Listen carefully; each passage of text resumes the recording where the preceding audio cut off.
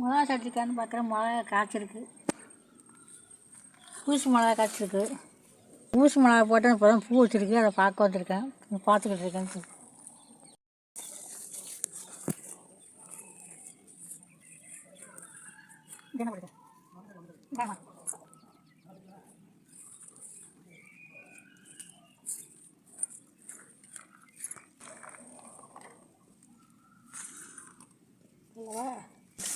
வெங்காயம் போட்டேன், நல்லா வளர்ந்துருக்கு, வருது வெங்காய செடி.